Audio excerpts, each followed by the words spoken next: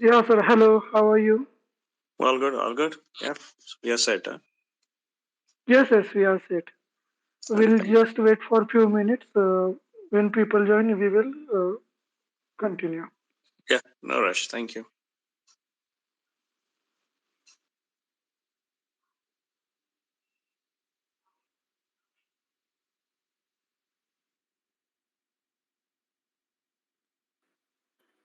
Hello. Hi, Milind sir. Hey, Aman. Hi, good evening. Good evening. How are you, sir? All good, all good. Thank you. How was the day today? Day was good. Day was good. Nice defensive play. That's good. That's good. Actually, yeah, a sudden fall. That's Everybody, okay. Everybody is मतलब, waiting for the Nirmala candle. Now, which side it will go? We'll have to yeah, see. that is the thing. Let's beat for other guys also. There are some guys also going to join. I think. Yeah, I think, sir, you are joining first time on our space. No, last time actually I was not available. I think you joined last time also. I don't recollect joining on this platform actually. Okay. No issues. Rohan, if I'm wrong, who joined last time when I was not available? Actually, it is Genji who joined the last space also. They are going to join this space also. Okay, no issues. Let's wait for them also. Then we can start. Yeah, Yashraji is also joined. Hi, Yash.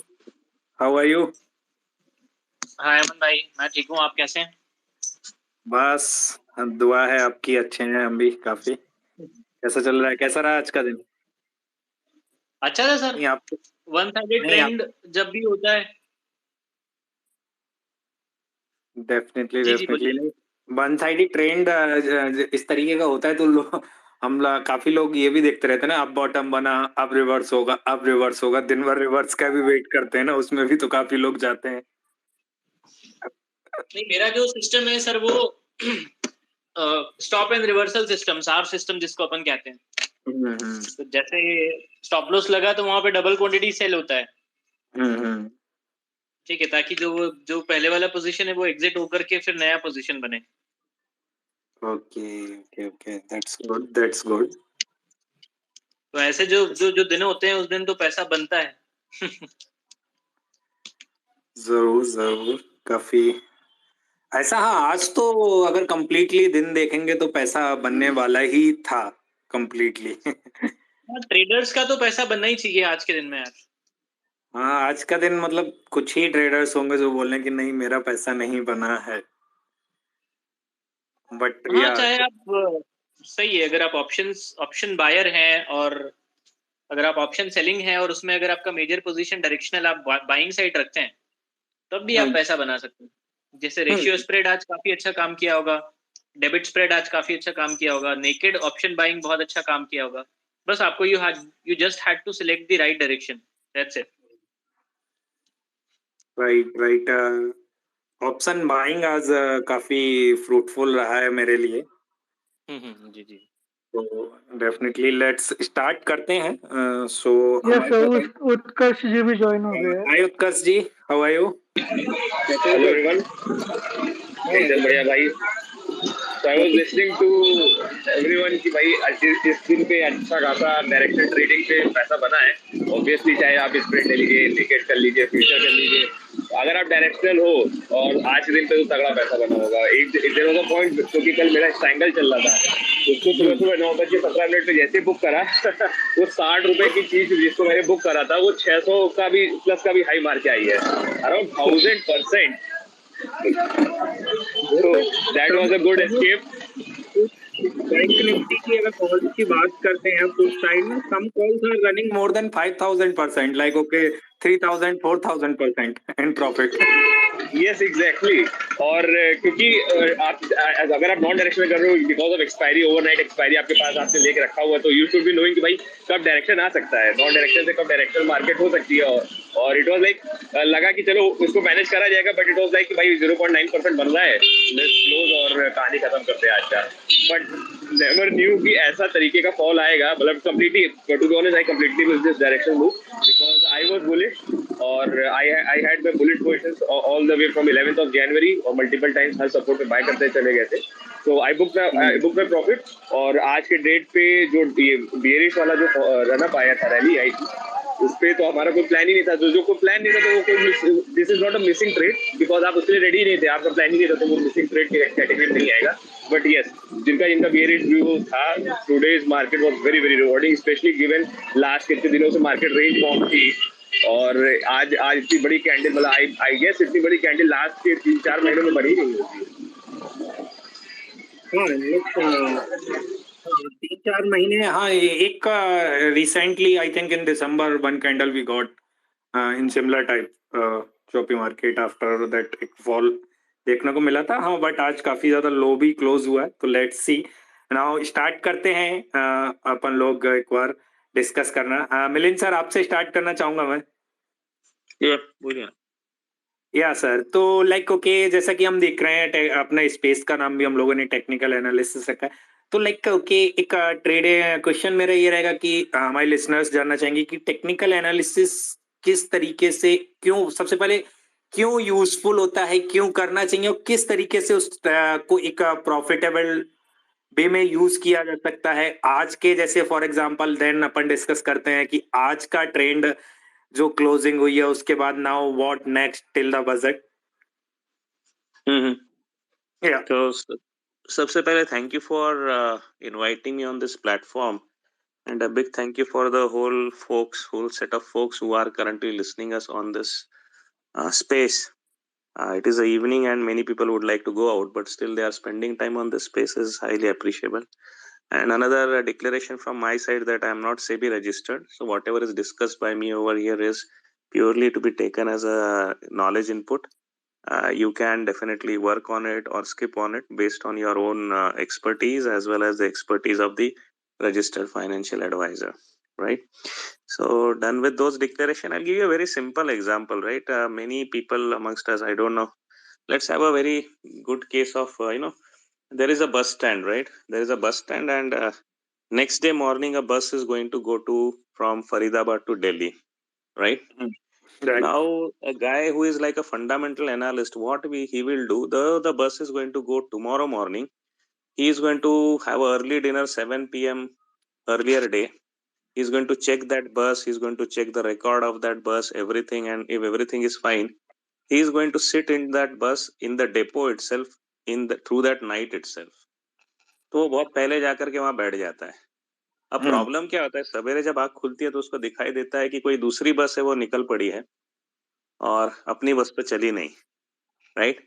फिर उसका time वहां पे काफी spend हो जाता है। अब इसी को आप टेक्निकल एनालिस्ट की नजरों से देखोगे तो वो देख लेता है कि कौन सी बस अच्छी है, क्या है, लेकिन वो रात को जाके बस में नहीं बैठता है। वो लिटरली डेपो के गेट पे खड़ा रहता है सवेरे। जब गाड़ी वहां से निकली तो कौन सी गाड़ी एक्चुअली जा रही है वहां पे, उसको देख करके उसमें वो बैठ जाता है और इमीडिएटली उसकी जर्नी चालू हो जाती है। जबकि फंडामेंटल एनालिस्ट रात भर बैठ के वहां पे उसका टाइम वेस्ट कर चुका होता है। दूसरी बात है, एक अच्छा टेक्निकल एनालिस्ट जो है वो डेपो से निकलते वक्त ही बस में चढ़ जाता है, फिर स्टैंड पे जाने के बाद जितनी भीड़ हो जाती है उसमें से काफी लोग को बस में जगह भी नहीं मिलती है, गॉट इट? या बस फुल होने के बाद इंजरीज भी हो जाती है। तो यही बात होती है एक टेक्निकल एनालिस्ट की कि वो टाइमिंग जो है उसके ऊपर एक्सपर्टीज बिल्ड करता है मार्केट में। और ज्यादा सेफ्टी के लिए डेफिनेटली फंडामेंटल एनालिसिस भी करनी चाहिए। तो आप पहले देख लो आपको कौन सा बिजनेस पसंद आता है, क्या उसमें स्ट्रेंथ है, क्या उसका फ्यूचर है, क्या उसमें सेक्टरल सपोर्ट है, क्या उसमें जनरल मार्केट का भी मोमेंटम का सपोर्ट है।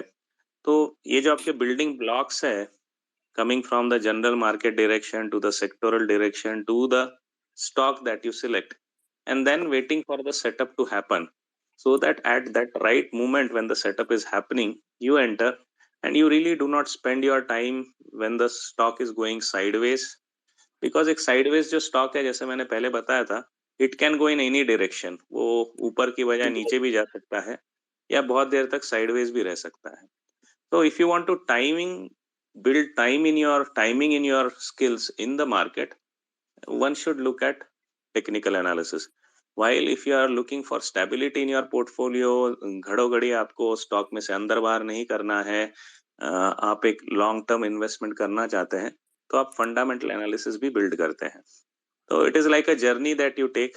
For speed you depend on technical analysis, and for stability you depend on fundamental analysis. That is what is my approach. Now coming to today's discussion, I am not somebody who is working in the market from candle to candle, क्योंकि market में काम करने के काफी तरीके हैं. या तो आप एवरी कैंडल के ऊपर रिएक्ट करते रहें तो मार्केट में आप काफी बिजी हो जाते हैं. आप एकदम इंट्राडे में काम करेंगे तो उसका एक अलग स्किल चाहिए रहता है, उसके लिए अलग रिफ्लेक्सेस का स्पीड चाहिए होता है, उसके लिए काफी ज्यादा स्क्रीन टाइम चाहिए होता है. तो उस तरीके की अगर साइकोलॉजी है तो आप इंट्राडे करिए, that is what my view. But मेरी वो साइकोलॉजी है नहीं कि मैं स्क्रीन के सामने पूरा दिन बिताऊं, ऊपर नीचे जा रहा है देखता रहूं और फास्ट एक्शन लूं. और जब मैं खुद ऑप्शंस एंड फ्यूचर्स को देखता हूं तो उसमें अंदर काफी वेरिएबल कंपोनेंट्स हैं. Time is a big factor, volatility is another factor, VIX is the third factor. तो इतने सारे मूविंग पार्ट्स को मैं तो हैंडल नहीं कर पाता हूं, तो इसलिए मैं इंट्राडे नहीं करता हूं. तो जो लोग हैंडल कर पाते हैं, well and good, they should be doing it great and they will be successful. But मैं लिटरली कैंडल टू कैंडल काम नहीं करता हूं. तो आज के लिए my day was just wait and watch and have a look at what all stocks of mine are showing strength. अगर उसमें से किसी स्टॉक ने स्टॉप लॉसेस हिट किए हैं तो उसमें से एग्जिट ले लेते हैं, या किसी स्टॉक में स्टॉप लॉस हिट किया है लेकिन स्टोरी उसकी सॉलिड है. क्योंकि जितना मुझे फील होता है कि ये जो है एक volatility which is budget related है, and not many people, or actually nobody knows that on which side the Nirmala candle will be made this time. वो ऊपर जाएगी या नीचे जाएगी ये बताना मुश्किल है.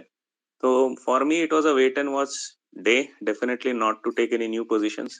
Whatever positions I had, keep reviewing it and keep a watch on good companies which are coming at good levels where they are. Then later on when the budget is done with, I will figure out where I should be adding more stakes.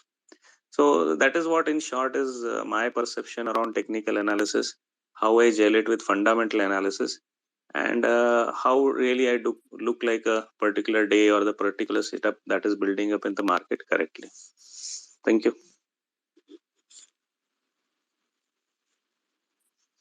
Okay, great.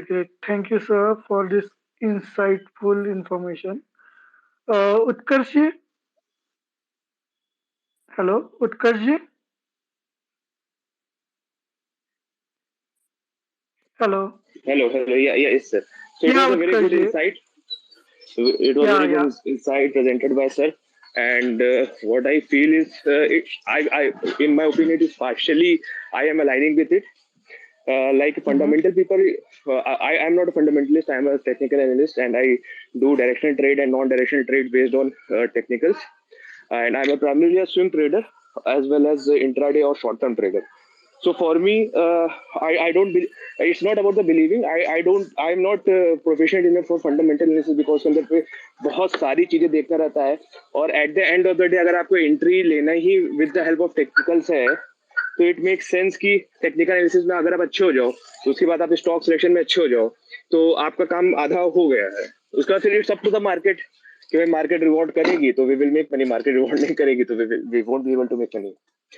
So with this technical analysis में it's a plain simple technical analysis, और साथ ही साथ में जो एक real edge होता है that is risk reward.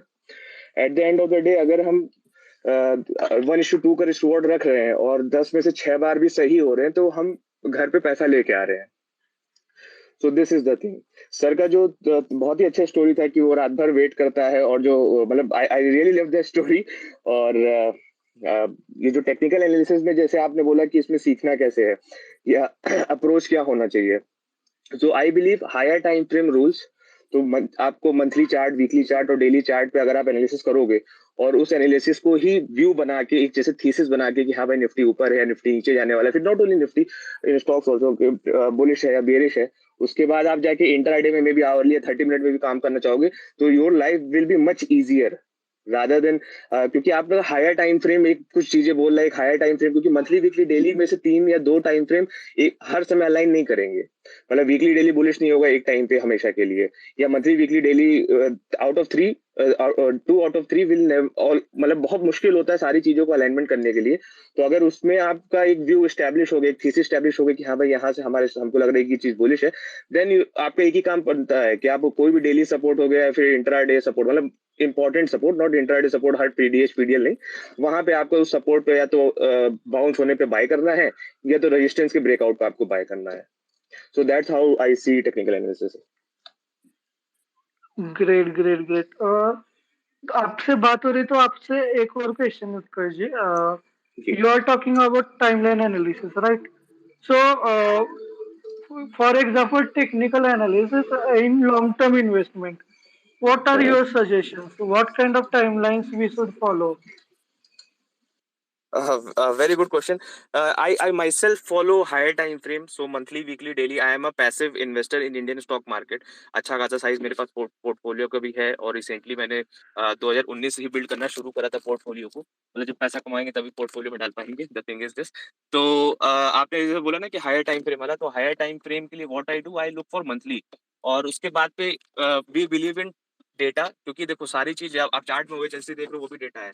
तो हम लोग ने एक अपने लिए एक सिस्टम बनाया हुआ है, मार्केट मीन मॉडल। तो अभी जैसे एशियन पेंट का जब गिरा था तो एशियन पेंट का मैंने रिट्वीट करा था कि भाई 2600 का आसपास पे मार्केट, मतलब जो अपना मीन होता है ना, हर स्टॉक का मीन होता है। अब अगर हर स्टॉक का मीन होता है तो मार्केट उस मीन से कभी कभी आपको डिस्काउंट भी देती है। तो जब उस मीन से, जैसे आईफोन का हमको पता है भाई ये 1 लाख रुपए का प्राइस है, अब हमको वहां पे 20% का डिस्काउंट मिल रहा है, तो ये अपॉर्चुनिटी उसको बाय करने के लिए। तो what I do is I follow higher time frame plus data in order to build passive investment. और अगर किसी को कुछ नहीं करना, सिर्फ अगर वो वीकली के 50 मूविंग एवरेज को आसपास पे भी अगर देखेगा ना कि मार्केट वहां पे मिल रही है, अगर आपको जिस स्टॉक पे बिलीफ है, जैसे I believe in Jubilee Food, I believe in Asian Paint, Pidilite, ये सारे रिलायंस हो गया, निफ्टी बीस, अगर आप उनके किसी को कोई स्टॉक पिकिंग नहीं करना है तो जस्ट स्टिक विद निफ्टी बीस। अगर ऐसा भी किसी ने करा हुआ है ना, तो I believe weekly 50 moving average fair value, जहाँ पे आपको मार्केट एक डिस्काउंट पे तो नहीं कहेंगे बट एक मार्केट आपको फेयर वैल्यू ऑफर करता है फॉर हायर टाइम फ्रेम, मतलब आपको जो पोर्टफोलियो बिल्ड करना है उसके लिए। Okay, okay, great, great. Thank you for answer. Yashar ji, जी sir. yeah, same question as Milind ji and Utkarsh ji को पूछा था वही. Why technical analysis is important in trading and investing? Right, देखिए आप दुनिया की किसी भी फील्ड में जा लेंगे, अगर जहाँ भी आपको पैसा कमाना है या फिर किसी भी टाइप का कोई सक्सेस अचीव करना है, तो ऑड्स आपके फेवर में होना बहुत जरूरी है, राइट? सो आपकी विनिंग प्रोबेबिलिटी जब तक किसी भी फील्ड में आप कर रहे हैं, आपको विनिंग अगर करना है तो आपको प्रोबेबिलिटी आपके साइड में रखना होगी। फॉर एन एग्जांपल मैं आप लोगों को एक चीज शेयर करना चाहूंगा। लेट्स से अगर मुझे इस चीज पे बेट करना है कि बारिश होगी, तो डेफिनेटली मैं बारिश के मौसम में इस चीज के ऊपर बेट करूंगा, बिकॉज मेरे जीतने की प्रोबेबिलिटी उस सिनेरियो के अंदर ज्यादा होगी। तो पहले मैंने मार्केट का ट्रेंड देखा, पहले मैंने मौसम देखा कि अभी बारिश है, देन मैंने वहां पर बेट किया कि मुझे बारिश होने के ऊपर बेट करना है।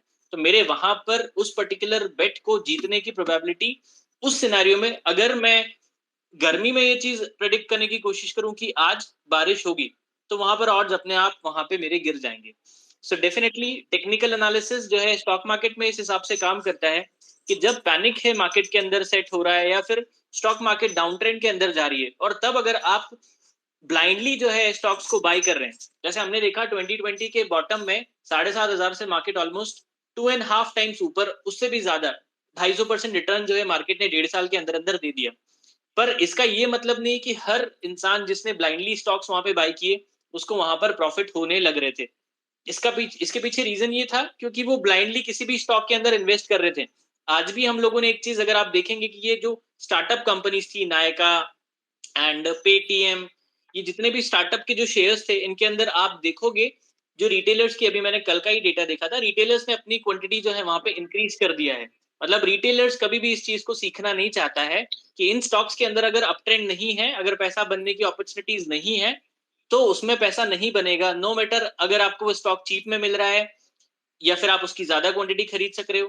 तो टेक्निकल एनालिसिस करके आप अपने लिए सही चीज खरीद सकते हैं। फंडामेंटल एनालिसिस से आपको ये पता चलेगा कि कौन से स्टॉक साउंड है, और टेक्निकल एनालिसिस से आपको ये पता चलेगा कि उनको एंट्री आप कहाँ कर सकते हैं। So fundamental tells you what to buy, technical tells you when to buy और व्हेन टू एंटर। तो ये टेक्निकल एनालिसिस का इंपॉर्टेंस मुझे सबसे ज्यादा लगता है। दूसरी चीज, जैसे मैं पर्सनली खुद भी सिस्टमेटिक ट्रेडिंग के अंदर बहुत ज्यादा अविड बिलीवर हूँ, मैं खुद भी सिस्टमेटिक ट्रेडिंग करता हूँ, तो मैं हमेशा जो है सिस्टमेटिक ट्रेडिंग को ही एडवोकेट करूंगा। अब एक सिंपल सा एग्जांपल है, अगर आपके पास में कुछ ऐसा मॉडल है टेक्निकल एनालिसिस के अंदर जो कि एक प्रूवन मॉडल है, जिसका एक्सपेक्टेंसी अच्छा है, जिसके काम करने की जो प्रोबेबिलिटी वो अच्छी है, तो अब उस मेथड के अंदर बिना किसी ह्यूमन जजमेंट के आप उसको एग्जीक्यूट कर सकते हैं, जहां पर आपके इमोशंस वहां पर उस पर्टिकुलर सिनेरियो में नहीं आएंगे, और आप विदाउट इमोशंस उस चीज को जो है एग्जीक्यूट करके आपके पैसे बनाने की प्रोबेबिलिटी भी बढ़ जाएगी, आपका मेंटल पीस भी रहेगा। So that's why technical analysis से आप ये दोनों चीजें अचीव कर सकते हैं। Okay, okay, great, great, great. And one question, like आप कमोडिटी में बहुत इन्वेस्ट करते हैं, आपने हमारे पुराने स्पेसेस में भी बोला था. So जी what kind of setup you follow there for technical analysis? देखिए, कमोडिटी और इक्विटी के अंदर एक इनहेरेंट डिफरेंस है। वो सबसे बड़ा डिफरेंस ये है कि इक्विटी के अंदर मार्केट्स जो है, अपसाइड जो है हम लोग देखते हैं कि अपसाइड काफी अनलिमिटेड, या फिर स्टॉक्स काफी अच्छा मूव कर जाते हैं 20%, 30%, even 40% in a very short span of time. Commodities इतना क्विकली मूव नहीं करती हैं। कमोडिटीज जो उनका मेजर रेंज होता है, जैसे नेचुरल गैस, हमको पता है कि एक पॉइंट पर आने के बाद में नेचुरल गैस जो है 500, 550, 600 का ऐसा लेवल है कि वो मल्टी ईयर उसका रेजिस्टेंस है।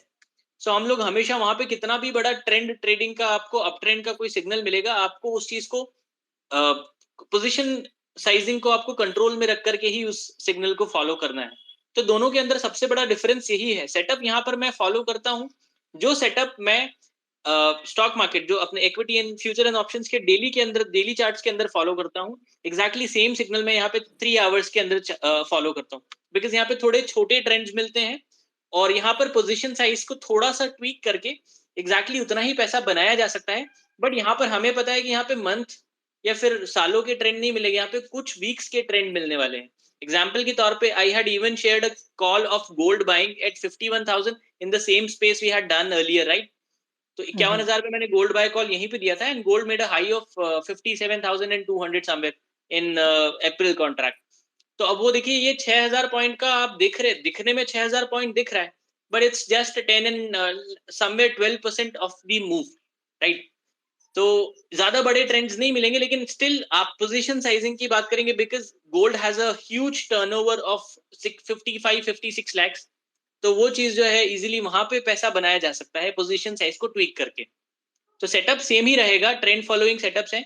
एन बार्स के ब्रेकआउट पे आपको बाय करना है। For an example, you can I can give you an example, if you have to buy anything in our future and options, आप अगर स्विंग ट्रेड करना चाह रहे हैं, तो a simple setup like systematic setup आप फॉलो कर सकते हैं कि किसी भी स्टॉक के अंदर या कमोडिटी के अंदर, स्टॉक के अंदर अगर 3 महीने का हाई या लो ब्रेक हो रहा है, तो you can make a strategy in options.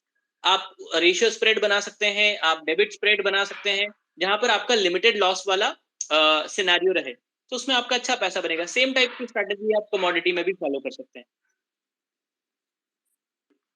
Okay, okay, thank you so much. Milind जी. हाँ जी. हेलो. हाँ सर. Yep. आपसे भी सेम क्वेश्चन जो अभी मैंने यशराज जी को बोला, आप कुछ किस टाइप का सेटअप फॉलो करते हैं फॉर ट्रेडिंग, फॉर इन्वेस्टिंग, जो लोगों को हेल्प करेगा इन्वेस्टमेंट के लिए?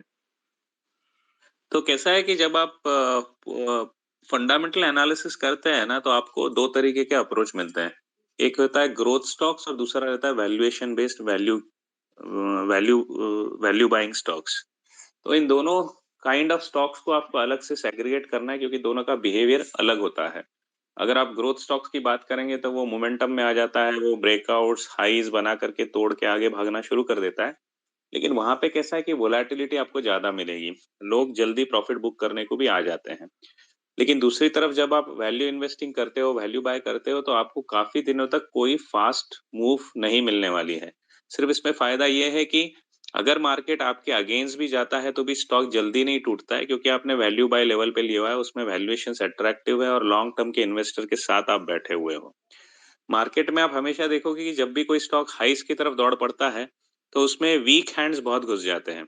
एक-दूसरे से बातें करते-करते सब रिटेलर्स उन स्टॉक्स में पहुँच जाते हैं और रिटेलर्स का ये प्रॉब्लम होता है कि थोड़ी भी नेगेटिविटी आ जाए, वो डर के मारे एग्जिट्स लेना या जल्दी से जल्दी प्रॉफिट बुक करना शुरू कर देते हैं।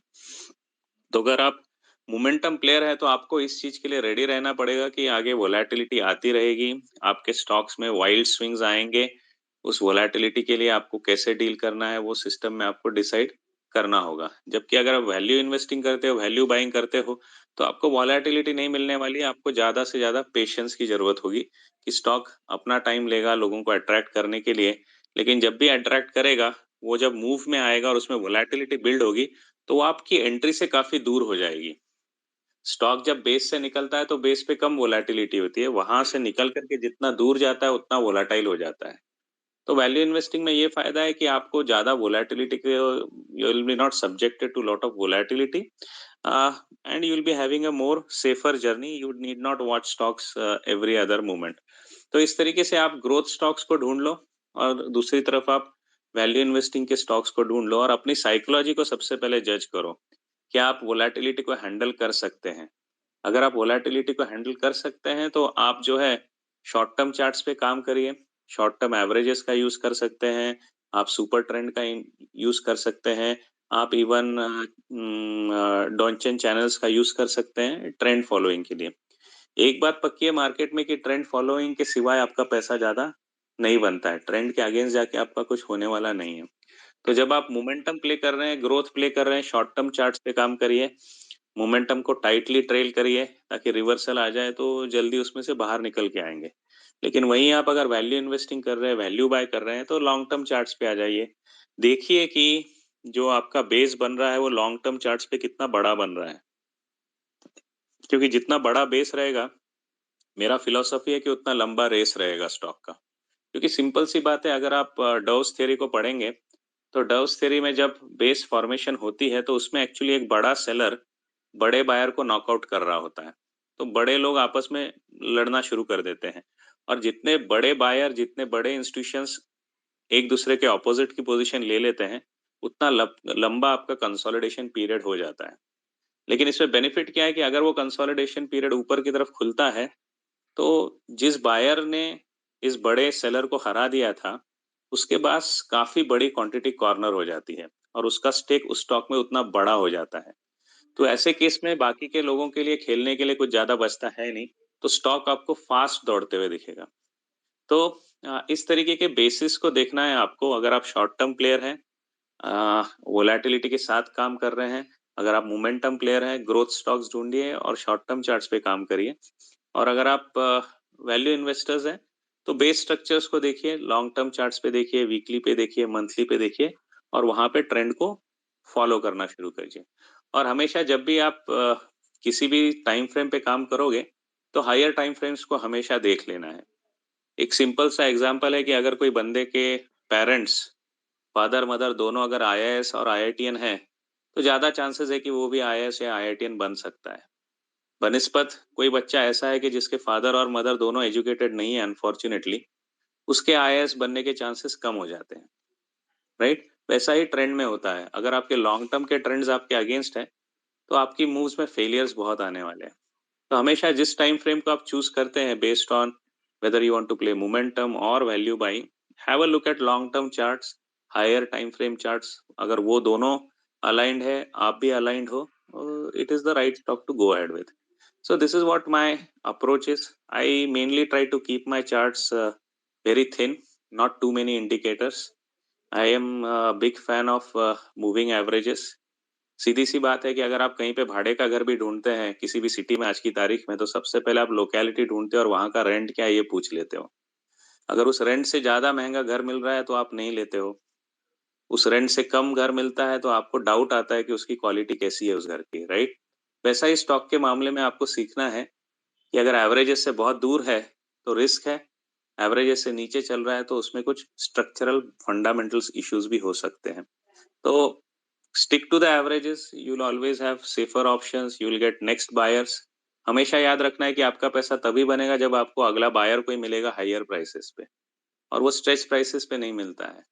इसलिए averages play a big role in my approach, and definitely a big loading on fundamentals is there, क्योंकि आपके पास देखने के लिए काफी स्टॉक्स आ जाते हैं एक ही दिन में। अगर आप सिस्टम यूज कर रहे हो तो काफी स्टॉक्स पॉपअप हो जाते हैं। तो जितने आपके फिल्टर क्राइटेरिया अच्छे हैं, ज्यादा है, स्टॉक सिलेक्शन इजी हो जाता है, एक पोर्टफोलियो छोटा रख के भी काफी एग्रेसिव हो जाता है। और ये सब करते हुए मार्केट का ट्रेंड भी देखिए, सेक्टर का ट्रेंड भी देखिए। अगर निफ्टी खुद ही आपके अगेंस्ट जा रहा है तो बाय करने में ज्यादा मतलब नहीं है, wait for things to turn around. अगर आपका सेक्टर ही फार्मा जैसा अटका हुआ है आज, वहां पे आप ट्राई करोगे तो सक्सेस रेट कम मिलेगा। लेकिन आज ऑटो में मूव आया है, एक्चुअली कल ही ऑटो मोमेंटम में आ गए थे, तो आपको दिखेगा कि आज auto sector was able to stand better. तो सेक्टर्स, मार्केट्स, फिर इंडिविजुअल स्टॉक्स पे आइए, and that is what is my overall approach that I take to the market. Hope that helps. Great. One question one आपसे। one one more question, Milen ji, from my side. Like, okay, this is a very good insight कि एक sector wise now एक काफी ज्यादा issues जो face होने को like face करने को मिलता है। What is the criteria for booking the profits like you are using, और यू विल सजेस्ट और लिसनर्स की ओके कि ये क्राइटेरिया एक होना चाहिए। ओके, कोई एक सेक्टर है पर्टिकुलर काफी टाइम से, लाइक फॉर एग्जांपल के लिए अगर मैं बात करता हूँ, I have invested in textile sector from last 4 to 5 months, and now I'm seeing a very good like return. So now, what should the criteria for the like booking the profits? तो अगर आपका profit booking का criteria है तो आपके पास तीन approaches है। Basically exit के तीन क्राइटेरियाज होते हैं। एक, जब प्राइस स्ट्रेच्ड है, आपके किसी स्पेसिफिक टारगेट को मीट कर रहा है। वो टारगेट आपका एक सिंपल सा आरएसआई भी हो सकता है कि 85 हिट कर दिया। वो टारगेट आपका प्राइस एक्शन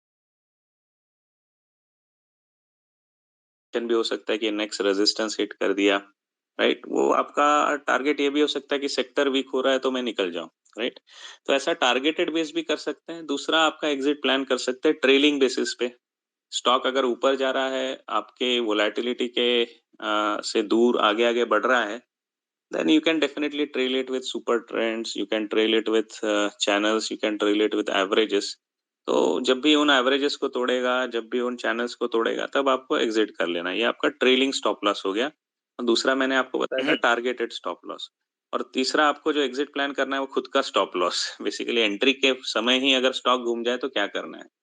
तो जब एंट्री के स्टॉप लॉस की बात करते हैं तो वहां पे रिस्क रिवॉर्ड मैनेजमेंट आ जाता है, पोर्टफोलियो साइजिंग आ जाता है कि मैं मेरे स्टॉक में, मेरे पोर्टफोलियो में कितने स्टॉक रखूंगा, हर स्टॉक पे कितना स्टॉप लॉस रखूंगा, उसके मुताबिक ही क्वांटिटी खरीदूंगा। तो ये आपका एंट्री के टाइम का स्टॉप लॉस एग्जिट हो जाता है। तो अगर आप लॉजिकली थिंक करेंगे कि मुझे टारगेटेड स्टॉप लॉस पे काम करना है या मुझे ट्रेलिंग पे काम करना है, या मेरे डेफिनेटली तीसरा तो आपका एंट्री स्टॉप लॉस पे तो सभी को काम करना है, उसमें कोई चॉइस नहीं है। So depending on fundamentals, typically मैं फिर से फंडामेंटल्स पे ही ध्यान देता हूँ कि अगर स्टॉक कोई फंडामेंटली वीक है, मुझे लगता है कि ये स्टॉक चल गया तो लॉटरी ही है, तो ऐसे टाइम पे मैं टारगेटेड मूवमेंट, टारगेटेड अप्रोच लूंगा कि एकदम हाई लेवल पे बर्नआउट हो रहा है, उससे मैं निकल जाऊंगा। लेकिन अगर स्टॉक्स का फंडामेंटल्स अच्छा है तो फिर मैं चूज करूंगा कि किस एटीआर पे, किस सुपर ट्रेंड की लेवल्स पे मैं निकलूंगा। अगर कॉन्फिडेंस है कि स्टॉक का फंडामेंटल अच्छा है तो मैं काफी नीचे का एटीआर यूज करूंगा, ज्यादा बैंडविड्थ दूंगा स्टॉक की वोलेटिलिटी को एब्जॉर्ब करने के लिए। तो इस तरीके से आप trailing as well as targeted approach लेकर के अपना एग्जिट प्लान कर सकते हैं। और एग्जिट प्लान करने के लिए और एक आसान तरीका है, सेक्टर और मार्केट को देखिए। जैसे अगर अक्टूबर लास्ट में 2021 में आपने पहले ही देख लिया होता था कि IT sector is breaking down, सब आईटी स्टॉक्स में से बाहर आना सीधी सी बात है। आपको उसमें फिर टारगेट है या ट्रेलिंग है नहीं ढूंढा तो भी चलेगा, क्योंकि जब तक आप किसी गिरने वाले सेक्टर से बाहर नहीं निकलोगे, आपके पास राइजिंग सेक्टर में डालने के लिए पैसा नहीं होने वाला है। Market Definitely. Efficient use of your assets पे बेस्ड है। अगर आप पैसा हमेशा उस सेक्टर पे लगाते हैं जो निफ्टी से ज्यादा रिलेटिव स्ट्रेंथ पे चल रहा है, तो अपने आप मार्केट को, निफ्टी रिटर्न्स को बीट कर दोगे। तो ये रोटेशन आपको करते रहना है। तो मैं तो हमेशा कहूंगा कि मार्केट और सेक्टर पे भी एक बड़े व्यू पे ध्यान दीजिए। अगर सेक्टर ही हिलता हुआ दिखे तो it's better you book profits without looking at किस तरीके के लॉसेस पे खड़ा है stock. That is what is my approach.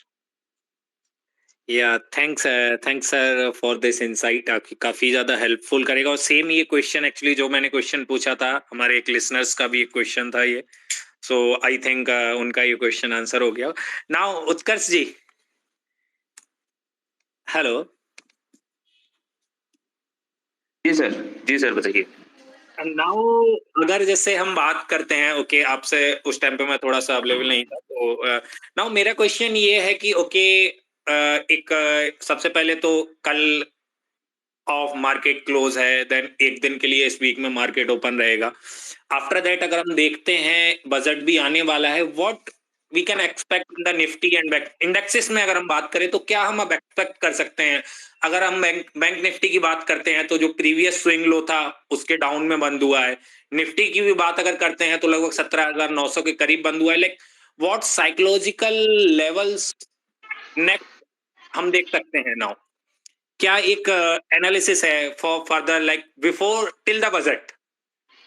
Sir to be honest, पहले तो हम बुलिश थे, 11 तारीख से बुलिश थे, बट आज वाली जो रेंज ब्रेकआउट होने के बाद आज जो नीचे आया है, फॉल्स ब्रेकआउट करा उस रेंज का 42,700 की रेंज का, तो उसके बाद से तो अभी कोई व्यू नहीं है। और रही बात है कि लास्ट के 2 दिन से देखें तो आज का 1000 पॉइंट हो गया, कल का भी 300-200 पॉइंट हो गया, तो लगभग 1200-1300 point Nifty bank Nifty move कर गई है। तो बेटर ये होगा कि अभी वेट एंड वॉच का सिनेरियो बनाया जाए, rather than just looking for some trade in FOMO, कि भाई फोमो महसूस करो और फिर ट्रेड ढूंढो। इससे बेटर होगा कि अभी बैठा जाए और थोड़ा सा कॉन्ट्रैक्शन का इसी सपोर्ट, बहुत मेजर सपोर्ट पे है, वीकली में बहुत अच्छा सपोर्ट है, डेली में बहुत अच्छा सपोर्ट है, और आज भी उस सपोर्ट को रिस्पेक्ट करिए मार्केट, जो रेंज का लोअर रेंज 41,600 हो गया, 41,500 हो गया, इसको बहुत ही अच्छे तरीके से आज भी मार्केट रिस्पेक्ट करिए। So what I want to see कि एटलीस्ट एक इनसाइड डे बने, कोई एक साइडवेज डे बने, और आवली टाइम फ्रेम में 30 मिनट टाइम फ्रेम में एक फ्लैग काइंड ऑफ पैटर्न मिले। उसके बाद यहाँ पे जब उसका उस फ्लैग का जब ब्रेकआउट होगा ना, that would be my Q कि भाई इसको शॉर्ट करना है तुरंत अभी। बट अभी भागी हुई मार्केट में तो शॉर्ट नहीं करेंगे, क्योंकि रिस्क रिवॉर्ड मिलना नहीं है, और नीचे कितना जाएगा वो भी नहीं पता है। तो एक I just want a contraction eight support, और सपोर्ट का ब्रेकआउट पे फिर शॉर्ट करेंगे। और सिंस अभी एक्सपायरी है और आज की डेट पे 1700 ऑलमोस्ट 2 दिन में 1200-1300 पॉइंट का मूवमेंट आ चुका है निफ्टी, बैंक निफ्टी में, और साथ ही साथ में विक्स भी आज काफी राइज करा था, 7.5-8% तक विक्स भी राइज करा था।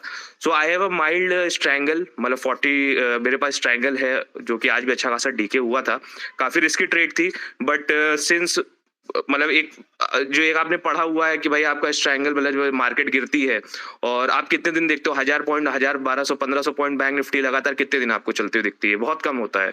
तो ऐसा नहीं होता कि वो कंटिन्यू नहीं कर सकता।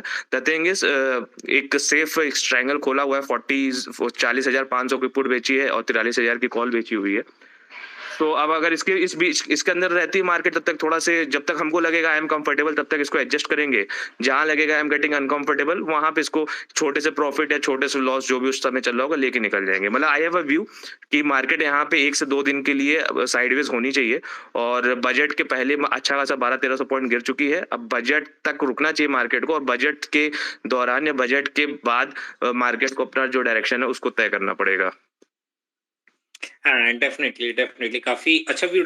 इसमें एक क्वेश्चन मेरा यहाँ पे, जैसे कि इस टाइप का भी हमारा जैसे आज भी मूवमेंट देखने को मिला, स्टार्टिंग में आपने बताया भी था कि किस तरीके से आपने एक जो ट्रेड को लिया था और कितनी क्या टेक्निकल पैरामीटर्स या क्या साइकोलॉजिकल पैरामीटर्स आप यूज करते हैं for the risk management?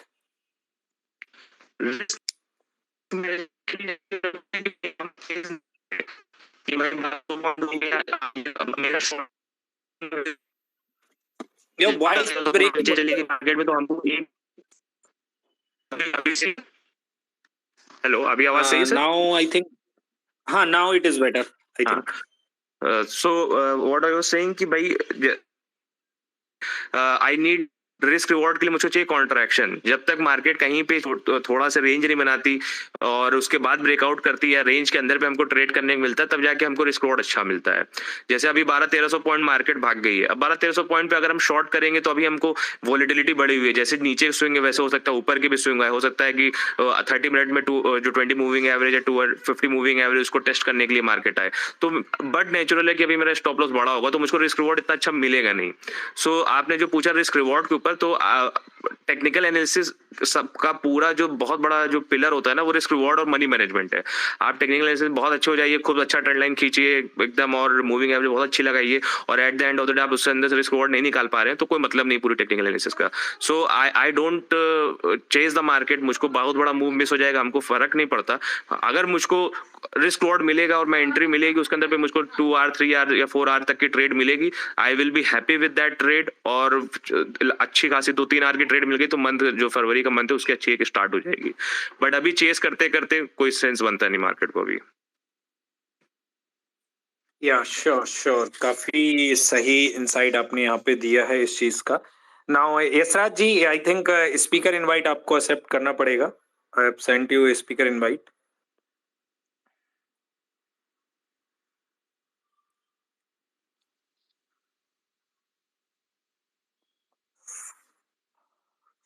Till then किसी का भी कोई क्वेश्चन अगर रहता है, किसी से भी, मिलिंद सर से या उत्कर्ष सर से कोई भी क्वेश्चन रहता है, they can send us speaker invite, वो अपना सेंड कर सकते हैं and they can directly ask them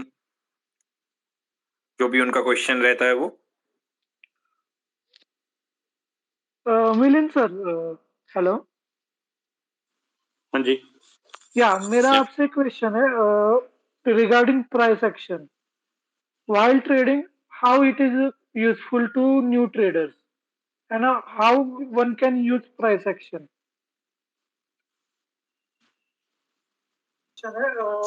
Regarding price action while trading, how it is useful to new traders. Rohan आप मुझसे पूछ रहे हैं, राइट? ये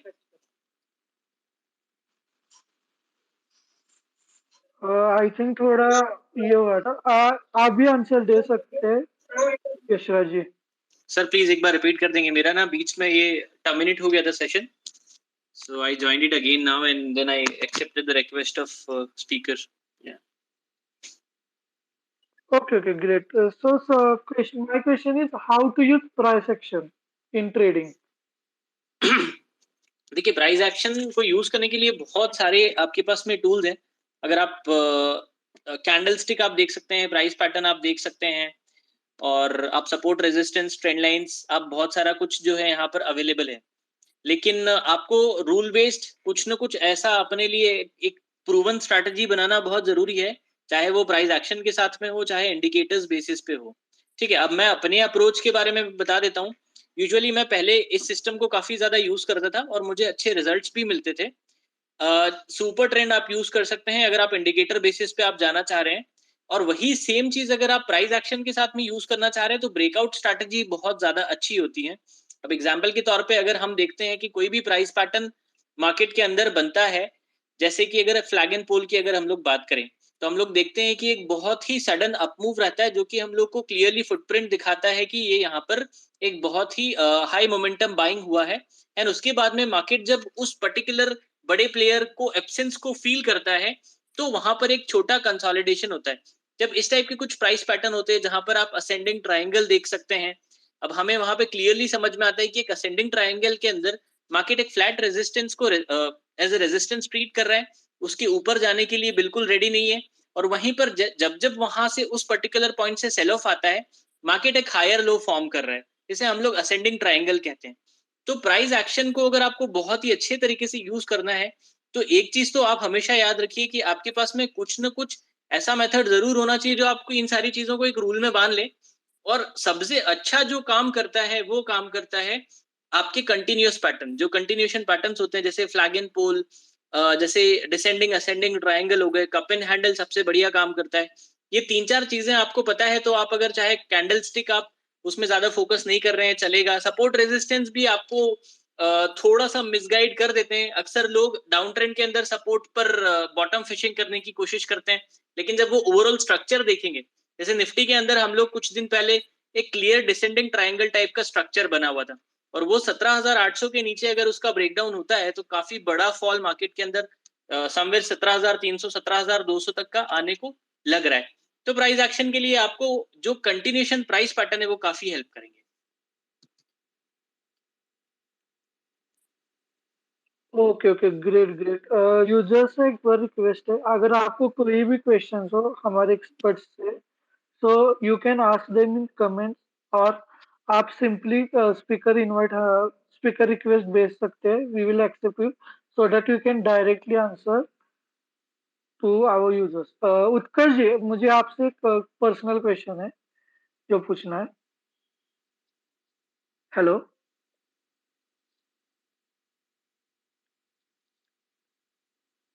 उत्कर्ष जी। जी sir, sorry, what was the question? या मेरा एक क्वेश्चन है, आपने एक निफ्टी बीज एंड निफ्टी बीज के बारे में बोला यूजर्स को इन्वेस्ट करने में।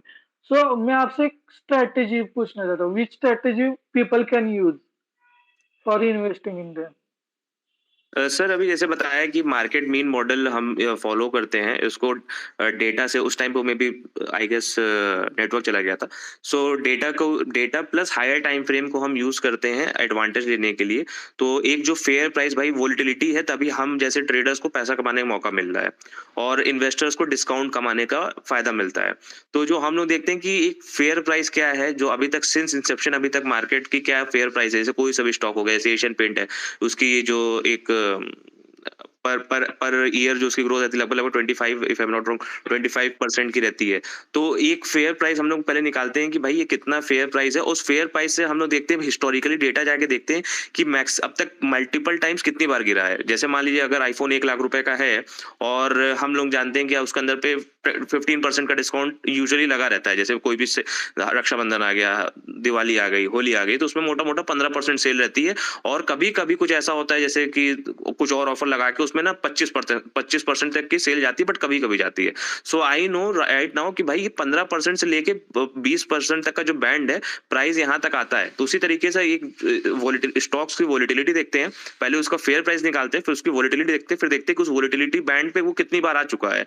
तो एक पूरा जोन बन जाता है, और उस जोन पे जब मार्केट नेक्स्ट टाइम पे आती है, और वो आती ही आती है क्योंकि मार्केट की वोलेटिलिटी ही ऐसी होती है, वहां पे जाके डिस्काउंट पे जाके बाय करने का पसंद कर। जैसे अभी आपका हो गया एशियन पेंट हो गया, तो एशियन पेंट के लिए जो यूजुअल डिस्काउंट मार्केट प्रोवाइड करती है 15 से 18%, मीन प्राइस से 15 से 18% तक का प्रोवाइड करती है डिस्काउंट। तो जो और 15-18% का जो वैल्यू आता है वो 2600 के आसपास आता है।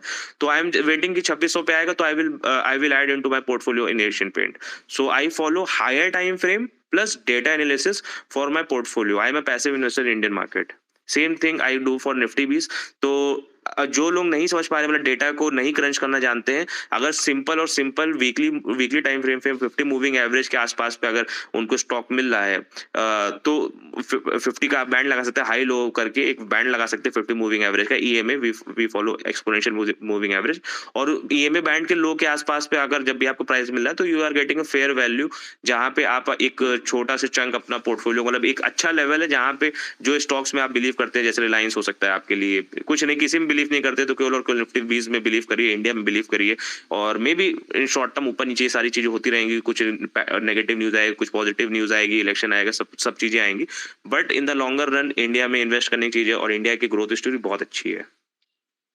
Great, Rohan, great. I Thank would you like for to add something to it. yeah, sure. उत्कर्ष जी ने एक बहुत अच्छी बात बताई कि कोई भी जो स्टॉक होता है ना, वो एक मीन को फॉलो करता है। तो एक बहुत अच्छा इनपुट दे रहा हूं मैं सभी लोगों को, आप एक बार इस पर्टिकुलर चीज को खुद भी ट्राई करिएगा। हर स्टॉक का एक नेचर होता है, किसी एक मूविंग एवरेज को, किसी एक एक्सपोनेंशियल मूविंग एवरेज को, किसी सुपर ट्रेंड की सेटिंग को रेस्पेक्ट करने की, राइट। सो अगर आप पिडीलाइट का और एशियन पेंट्स का मंथली चार्ट में 21 ईएमए जब आप लगा करके देखेंगे, तो सिंस इंसेप्शन पिडीलाइट ने it has never broken below 21 EMA in monthly charts, ठीक है। तो जब जब वो 21 ईएमए मंथली चार्ट पे हिट करता है, वहां से उसके अंदर हम देखते हैं कि वापस रैली आती है, और प्रॉब्ली वो एटलीस्ट डबल होकर के वापस उसके बाद ही उसको वापस हिट करने आता है। Currently Pidilite is equal to its 21 moving average, exactly उसका 21 मूविंग एवरेज है 2330, और अभी उसका आज का क्लोजिंग है 2326। तो जब भी उसका मंथली चार्ट 21 ईएमए पे आता है, तब वहां से वो एक नया रैली लेता है। तो ये उसका मीन है, और वहां पर वो हर बार हर कुछ महीनों के अंदर आता है, और उसके नीचे उसने आज तक कभी एक बार क्लोज किया है, पर उसके नीचे कभी उसने फॉलो अप नहीं दिया है। सो एक बहुत अच्छा अपॉर्चुनिटी आपको यहाँ पर, इस टाइप की कुछ अपॉर्चुनिटीज आपको मिल जाती है। आपको बस उस पर्टिकुलर स्टॉक की नेचर को समझना है। सेम चीज आप एशियन पेंट्स के साथ देख सकते हैं, एग्जैक्टली सेम चीज हो रही है। अब आप ऐसी चीजें जो है आप ऐसे सिमेट्रिसिटी अगर मार्केट में ऑब्जर्व करेंगे तो आपको कुछ बेटर आइडियाज और बेटर स्टोरीज डेफिनेटली मिलेगी। Thank you for this great insight. I hope हमारी यूजर्स आप इसका फायदा उठाइए। Piku ji, you can unmute now, आपका मेरा स्पीकर इन्वर्टेड। मेरा एक क्वेश्चन है यशराज जी से और उत्कर्ष जी से कि यशराज जी बोले कि ईएमए और ट्रेंड लाइन क्या क्या है, फ्लैग पैटर्न क्या, वो बहुत सारा पैटर्न का नाम लिए, ठीक है, तो हम मान लेते हैं इस पे मार्केट चल रहा है, मान लिया आपका क्वेश्चन 100% सही है। तो आज निफ्टी के हिसाब से, इस सब के पैटर्न के हिसाब से निफ्टी में फ्राइडे को क्या होगा, ये भी तो पता होना चाहिए ना। हम तो मानते हैं कि इस सब चीजों पे मार्केट चलता ही नहीं है, only all WD gun number का खेल है पूरा। और आज का लो भी लगा है वो WD गन नंबर के लो के हिसाब से लगा है, और जो क्लोज हुआ है वो इम्पोर्टेंट नंबर के ऊपर ही क्लोज हुआ है। और मेरा ये भी मानना है कि फ्राइडे को मार्केट, चलिए आप पहले बताइए, इसके बाद फिर हम बात करते हैं। नहीं देखिए, बहुत ही बढ़िया ये पीकू सारी जी। मेथड है। या यशराज, गो अहेड। नहीं please Utkarsh, please take the question. अरे आप बोलिए यशराज जी, बोलिए, सॉरी टू इंटरप्ट, बोलिए। नो ठीक है। देखिए पीकू जी, आप जो आप फॉलो कर रहे हैं वो आपके लिए काम कर रहा है, जो हम फॉलो कर रहे हैं वो हमारे लिए काम कर रहा है, राइट? तो no offence to any methods. देखिए हर चीज का एक परसेंटेज ऑफ विनिंग होता है, एक एक्यूरेसी होता है। अब आप जो फॉलो कर रहे हैं वो भी 100% काम नहीं कर रहा है। अगर 100% काम करता तो आप आज यहाँ नहीं बैठे होते हैं डेफिनेटली, राइट? और उसका भी एक लिमिटेशन है। देखिए मैं एक चीज ये मानता हूँ, always seek for clarity not for certainty. और टेक्निकल एनालिसिस के अंदर आप कोई भी मेथड देख लेंगे तो आपको क्लैरिटी मिलना चाहिए, सर्टेनिटी आप ढूंढ ही नहीं सकते, आपको मिलेगी भी नहीं। होली ग्रेल मार्केट का, जैसे सर ने कहा था कि रिस्क टू रिवॉर्ड रेशियो ही मार्केट का एज है, तो मैं फिर वही कहना चाहूंगा, रिस्क मैनेजमेंट। और अगर आप हायर रिवॉर्ड वाली ट्रेड्स ले रहे हैं, अगर आप 1 रुपए के रिस्क पे 3 रुपए का रिवॉर्ड ले रहे हैं, तो अगर आप 40% ट्रेड्स भी जीतेंगे ना, तब भी आप पैसा बना लेंगे। So it does not make any sense to me that you need to win every single trade, right? Just go for the risk management and other things. Thank you. Utkarsh, you can go ahead. आप जो मैंने बोल रहे हैं, मेरा question था सीधा Nifty पे था, कोई शेयर पे क्या कर रहा है नहीं कर रहा है उससे मतलब नहीं। हम बोल रहे हैं कि आज जो लो लगा, ये लो यहीं तक क्यों लगा, और आज जो क्लोज हुआ इस नंबर पर क्यों क्लोज हुआ। हम तो मानते हैं कि ये जो इंडेक्स आज जो ट्रेड हुआ ये ऑल गॉन नंबर पे ही ट्रेड हुआ है, और ये जो क्लोजिंग है ये भी इम्पोर्टेंट नंबर के ऊपर ही क्लोज हुआ है। और अगर EMA SMA सुपर ट्रेंड इस पे जो काम अगर करता, मानते हैं काम तो करता है, लेकिन ये जो है ना रिटेल अभी जो नए आते हैं वो इन सब चीजों पे काम करते हैं। जो स्मार्ट प्लेयर है, जो FFI DIO, जो बड़े प्लेयर काम कर रहे हैं, इस पे काम कभी नहीं करते हैं, मेरा ये मानना है। पीकू जी, आपका जो मानना है, देखिए क्या होता है, सब कोई को सब कुछ मानने की जरूरत नहीं है, पहली चीज। और दूसरी चीज क्या है, आप जो मानते हैं उस पे हम कभी पैसा लगा के कभी पैसा बना ही नहीं सकते। मैं आपके कहने पे हो सकता है एक स्टॉक या एक निफ्टी पे हमने 1 लाख 2 लाख 5 लाख रुपए लगा सकते, मैक्सिमम हम अपना कभी 50 लाख 1 करोड़ रुपए नहीं लगा सकते। तो होता क्या है कि जो आपका बिलीफ सिस्टम है, आप ट्रेडिंग सब कोई कर लेंगे, स्कैल्पिंग भी कर लेंगे, 1 मिनट पे कोई मूविंग एवरेज का तोड़ेगा, 1 मिनट को गैन का नंबर का 12 into 12 into 12 वाली जो सारी चीज होती है, नहीं पता हमको इसके बारे में, बट जो भी उसके रूल्स फॉलो होता है, आई बिलीव मार्केट में सब कुछ काम करता है। आपका बिलीफ किसके अंदर है, आप उसको बिलीफ मानिए, आपकी वो रियलिटी होती है। क्योंकि उसी रियलिटी से अभी क्या 1-2 लाख रुपए में जो ट्रेडिंग करता है वो ट्रेडिंग नहीं करता, मजा करने आया मार्केट के अंदर पे। 10 लाख रुपए जो ट्रेडिंग करता है, ट्रेडिंग नहीं, वो एक मजा करने आया मार्केट में। जो ट्रेडिंग है वो बड़े उससे होती है, तभी आपका एक ROI बनता है, तभी आपको उसकी एक जो ट्रेडिंग फ्रॉम लिविंग होती है, तब वो चलती है आपकी। तो व्हाट आई बिलीव इन कि आपका बिलीफ अगर उसके अंदर पे है, just go ahead with it, go with a crore रुपए account, take 1% risk and make money. और क्योंकि मैं जो भी बोलूंगा आप उसको समझ लेंगे, आप उसको कॉम्प्रीहेंड कर लेंगे, बट आपका बिलीफ उस पर नहीं है जाग पाएगा। और अगर बिलीफ नहीं जाग पाएगा तो कभी भी कोई स्ट्रैटेजी में अगर आपका बिलीफ नहीं, किसी चीज में आपका बिलीफ, जैसे अगर मैं बोल रहा हूँ in the longer run market goes up, India की ग्रोथ स्टोरी में मेरा बिलीफ है, इसीलिए मैं उसके अंदर पे अपना जो भी प्रॉफिट कमा रहा हूँ उसको मैं लगा सकता हूँ मार्केट के अंदर पे। बट अगर अगर मैं एकदम फंडामेंटल बिलीफ हो कि नहीं भाई मोदी गवर्नमेंट खराब है, इंडिया में कोई अच्छा नहीं होता, मैं तो कनाडा जाना चाहता हूँ और इंडिया में कोई अच्छी चीज नहीं होता, यहाँ पे तो सारे ईज ऑफ बिजनेस भी नहीं है, यहाँ पे तो रोड भी अच्छी नहीं है, यहाँ पे आपको फ्लाइट में भी डिले होता है, मतलब यहाँ पे इतनी ज्यादा पॉपुलेशन, अगर मेरा बिलीफ ये होगा तो आप अगर बहुत अच्छा बोलोगे नहीं भाई देखो मैं तुमको एक ऐसी अंदरूनी खबर इंटरनल न्यूज बताता हूँ, लो अपना पैसा डाल दो, तो मैं अपना पोर्टफोलियो का हार्डली 1-2% भी लगाना पसंद करूंगा। समझ रहे हो? तो trading is not about the tools, yes tools define you as a trader, but trading is about आप किस पे बिलीव करते हो। और आई बिलीव मार्केट में सब कोई पैसा कमा सकते हैं अगर वो किसी भी चीज में लंबे समय तक स्टिक करें। तो होता क्या है, जो आपने अभी रिटेल लोगों के शब्द लिया, और रिटेल लोगों क्या होता है, हर 15 दिन में कुछ नया चीज उनको दिखता है, हर 15 दिन में ट्रेंड लाइन अलग तरीके से, हर 15 दिन में ज्ञान की कोई नई थ्योरी लगाते हैं, हर 14-15 दिन के बाद पे कोई सुपर ट्रेंड का सेटिंग चेंज करते हैं, हर 15 दिन के बाद में कभी पिवट पे आते हैं, कभी सीपीआर पे आते हैं। अगर आप किसी भी चीज पे लंबे समय तक स्टिक करोगे, आप पैसा बनाओगे मार्केट के अंदर पे, और आप उसी चीज पे स्टिक भी कर पाओगे जिसमें आपका बिलीफ होता है। तो इसमें कोई गलत और कोई सही नहीं है। यहाँ पे at the end of the day जिसमें बिलीफ होगा उस पे आदमी अपना बड़ा कैपिटल लगाएगा और उस पे आरओआई कमाएगा। सो ये मेरा फंडामेंटल बिलीफ है इनफैक्ट।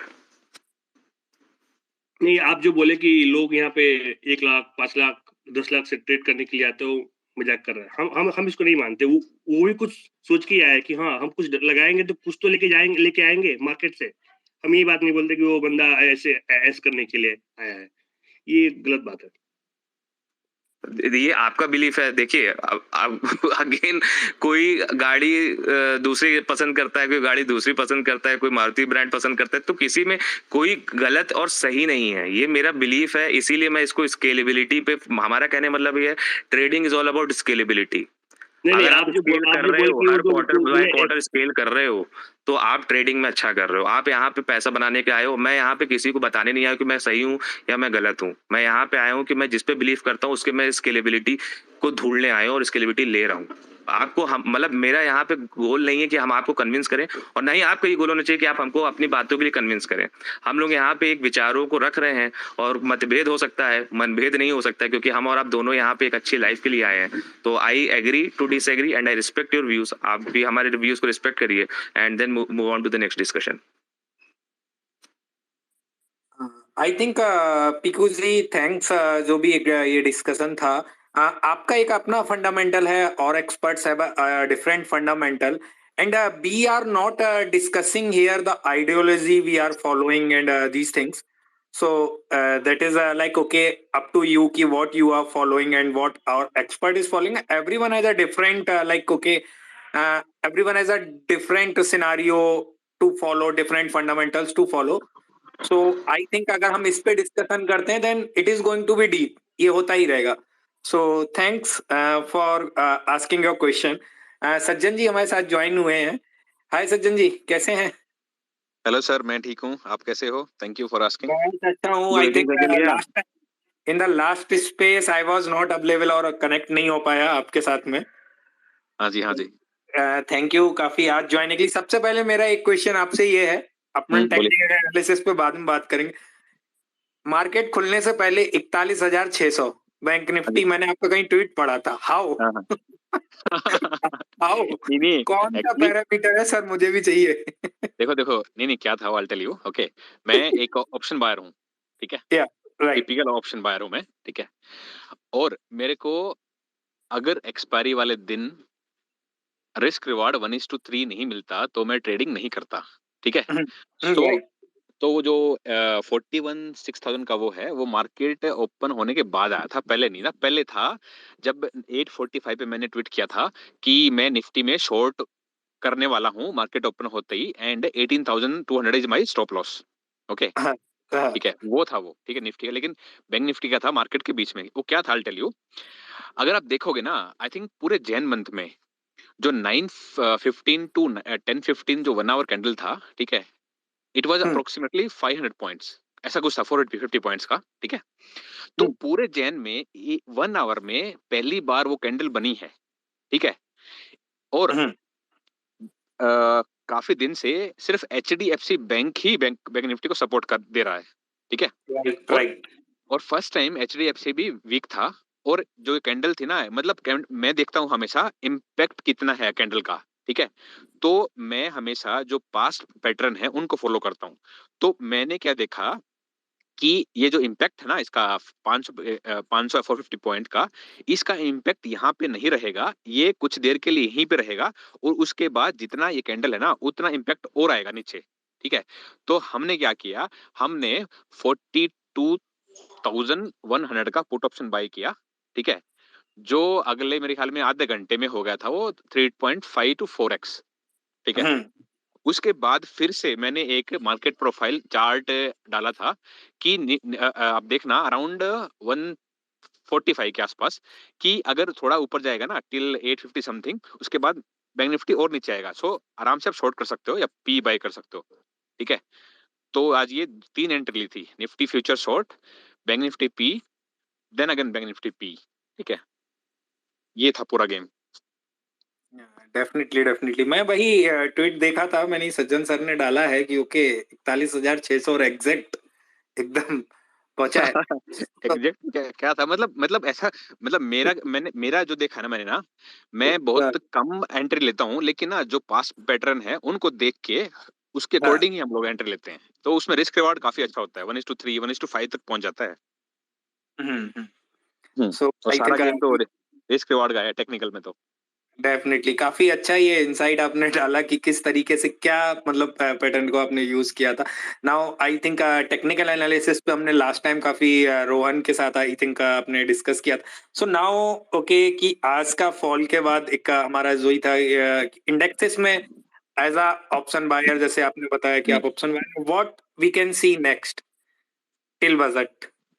अभी आप एक काम करना, मैंने एक ट्वीट किया था आई थिंक लास्ट वीक। ठीक है, उसमें मैंने मेंशन किया था क्लियरली, लास्ट वीक की बात है, कि निफ्टी मेरे को 18,300 टू 17,700 दिख रहा है और इसी रेंज में ही रहेगा, लेकिन लोग बोल रहे थे नहीं बुलिश है, ये 90,000 जाएगा, ये है। देखो ऐसा नहीं होता मार्केट, आप देखोगे ना, if you are following proper technical analysis, you have to study the past pattern, जो मतलब लास्ट ईयर क्या हुआ है, उसके पहले क्या हुआ था। ठीक है, तो मैंने I think if I am not wrong है, मैंने 2021 का एग्जांपल उसमें दे रखा है। ठीक है, तो मेरे अकॉर्डिंग मार्केट यहीं रहेगी 600 पॉइंट की रेंज में, कहीं नहीं जाने वाली बजट तक,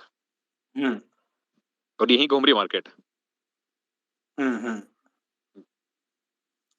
डेफिनेटली सो लाइक ओके कि ये चीज तो मैं भी बिलीव करता हूँ कि बिकॉज बजट में क्या अनाउंसमेंट रहना है किस तरीके से, तब तक इस तरीके का ही मूवमेंट हमें देखने को मिल सकता है, और ये चीज काफी अच्छा आपने व्यूज डाला है। सो और मैं एक चीज और ऐड करना चाहूंगा। ठीक है, मेरे हिसाब से शॉर्ट टर्म में निफ्टी फिर से जून 2022 का लो विजिट करने वाला है। ठीक है, हाँ, अगले 3 महीने में।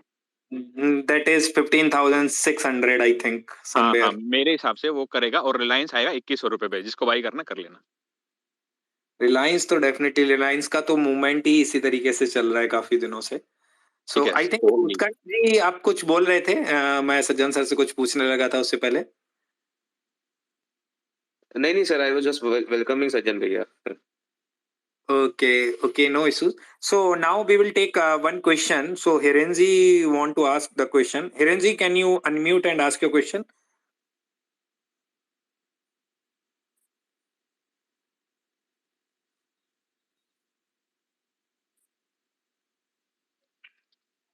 Hello, Hirenji. I think you are on mute. You can unmute and ask question. I think they are disconnected. No worries. I don't know how to you pronounce your Sabyasachi Patra. Yeah. Hello, sir. You can ask your question. Hello Yeah. जी, Hello. मेरी आवाज आ रहा है? Yes. Yes. जी, मेरा ये basic सा एक question है कि बिगिनिंग पे हर एक ट्रेडर लाइक ऑप्शन बाइंग पे होता है, एंड उसको वो चीज को एक्सपीरियंस लेने के बाद, उसका फंड कैपिटलाइजेशन अच्छा करने के बाद, वो मतलब ज्यादा से ज्यादा प्रिफरेबल करके सेलर को चेंज हो जाता है as a option seller rather than buying. And पहला चीज है, अगर ऐसा करता है तो क्यों करता है, रीजन क्या है, ताकि एंड ऑप्शन बाइंग के Okay. लाइक जी बोलिए। Yeah, great. You can complete your question first, then we will happy to answer. So ऐसा क्या होता है ना, मतलब मैं देखा हूँ चीजें जो भी मतलब होता है हर जगह। पेशेंस कितना भी होता है ऑप्शन बायर के पास, या तो स्कैल्पिंग करना, या तो कुछ ना कुछ थोड़ा ज्यादा कर लेना, या तो जो हम लोग एज ए बिगिनर जो करता है 1 लॉट 2 लॉट, उसको एक्सपीरियंस पर्सन जो होता है 1000 क्वांटिटी 1500 क्वांटिटी करके इमीडिएटली निकल जाना, लाइक काइंड ऑफ स्कैल्पिंग, ये सब चीजें करके निकल जाता है बायर्स। लेकिन सेलर वैसा ही बैठा रहता है। तो ये चीज किस चीज को लेके इतना कॉन्फिडेंस आ जाता है सेलर पे कि वो एक चीज पे टिका हुआ रह सकता है? डेफिनेटली पत्रा जी। सो अगर इस चीज को एक आइडिया, आपकी आइडियोलॉजी क्या है कि आप क्या डिफरेंशिएट करते हैं? व्हाट इज द डिफरेंस आपके अनुसार क्या है कि ऑप्शन बाइंग में और ऑप्शन सेलिंग में? Can you answer that? मेरे मानना ये है कि ज्यादा सेटअप कुछ होता नहीं है बायर के पास, एंड सेलर क्या करता है, जैसे कि उनका इन्वेस्टमेंट ज्यादा करना रहता है तो ऑब्वियसली वो सेटअप ज्यादा। देखिए, ऑप्शन बाइंग और ऑप्शन सेलिंग में अगर हम बात करते हैं सभ्या जी, तो बेसिक सा एक डिफरेंस अगर बात करता हूं, ऑप्शन बाइंग में क्या होता है कि लिमिटेड लॉस होता है आपके पास में और अनलिमिटेड प्रॉफिट हो सकता है। जैसे कि आज का दिन, फॉर एग्जाम्पल के लिए मैंने कोई 30 रुपए पे कोई कॉल बाई करी आज, और उसमें मेरा लॉस जो है वो लिमिटेड है। लाइक बैंक निफ्टी की मैंने 30 रुपए पे बाई करी है, तो मेरा लॉस लिमिटेड हो गया, उतना ही लॉस होता है मैक्स। हाँ, उतना ही लॉस होगा। But in the option selling में अगर हम बात करते हैं तो लॉस अनलिमिटेड हो जाता है। लेकिन ये मूव करने का क्या बेनिफिट रहता है, क्या ट्रेडर्स की साइकोलॉजी रहती है? ऑप्शन बाइंग के लिए हमें मूवमेंट चाहिए होता है, एक कॉन्स्टेंटली तेजी का मूव। एक कोई पर्टिकुलर ऑप्शन की हम बात करते हैं आज, लाइक ओके एक्सपायरी है, या किसी भी दिन पर्टिकुलर की बात करते हैं। फॉर एग्जाम्पल रिलायंस की हम बात कर लेते हैं कि रिलायंस का मैंने कोई पर्टिकुलरली कॉल खरीदा है, तो एक पर्टिकुलर स्टॉक में किस तरीके के मूवमेंट हो सकते हैं? 3 मूवमेंट हो सकते हैं, 3 से 4 मूवमेंट हो सकते हैं। या तो वो ऊपर जाएगा, या नीचे जाएगा, या साइडवेज रहेगा, राइट? तो फॉर एग्जांपल मैंने कोई कॉल अगर बाई करी है, मैं किस किस कंडीशन में उसमें प्रॉफिट में रहूंगा? पहला कंडीशन ये है कि वो ऊपर जाएगा, और अगर तेजी के साथ ऊपर जाएगा, अगर मैंने नेकेड बाई करी है, देन मुझे प्रॉफिट मिलेगा। वो ऊपर जा रहा है लेकिन स्लोली ऊपर जा रहा है, तो थीटा डिके की वजह से मेरे लॉस में रहता है। एक प्राइस पे भी आ जाते हैं, हम टारगेट सेट करते हैं, लेकिन हमें वो रिटर्न नहीं मिलता है। साइडवेज रहेगा तब भी हमारा साइडवेज रहेगा तब भी अगर हम वहां पे देखते हैं कि हमें लॉस ही मिलेगा उसमें। एंड अगर डाउनवर्ड जाएगा, हमारे अपोजिट में मूव करता है, तो डेफिनेटली हमारे लिए उसमें लॉस ही मिलना है।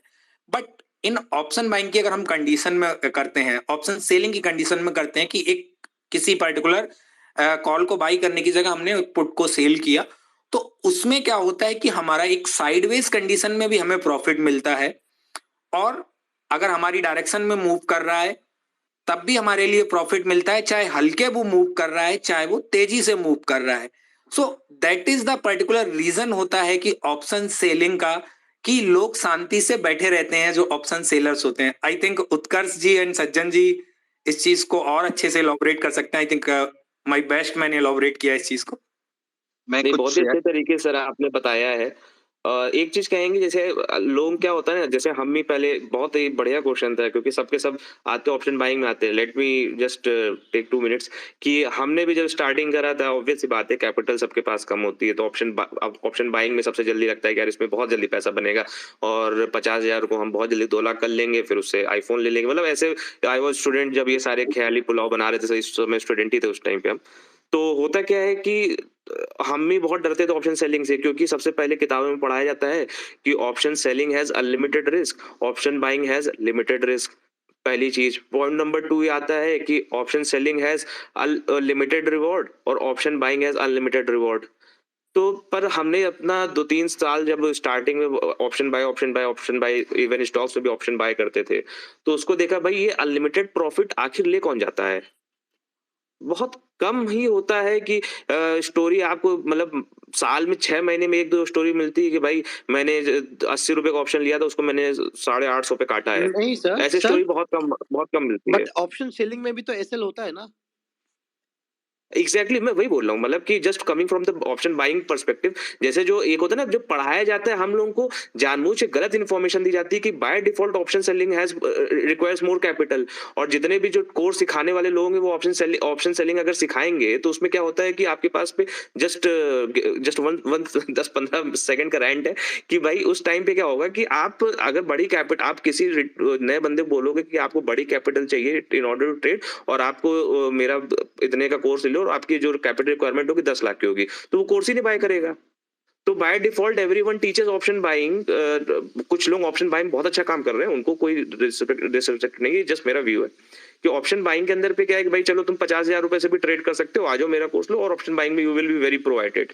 तो सबसे पहले तो ये चीज होती है, पॉइंट नंबर 1। और पॉइंट नंबर 2 क्या होता है कि जितने भी नए लोग आते हैं ना, जो हमने बताया कि 50,000 को 2 लाख रुपए कमा जाते हैं, पर वो 50,000 पे 10% या 20% का ड्रॉडाउन नहीं लेना जानते हैं। तो क्योंकि वो आपने अपने ब्रेन को ट्रेन ही नहीं करा है कि भाई drawdown is a normal thing. आप ट्रेडिंग ही ऐसा प्रोफेशन है जिसमें आप सुबह नहा धो के तैयार होकर मंदिर का टीका लगा के जाओ और लॉस करके आ जाओ, फिर अगले दिन जाओ नहा धो के सो के बढ़िया से नहा धो के पूजा पाठ करके फिर मार्केट खोलने पे जाओ, ट्रेड करो, फिर आप लॉस करके आ जाओ।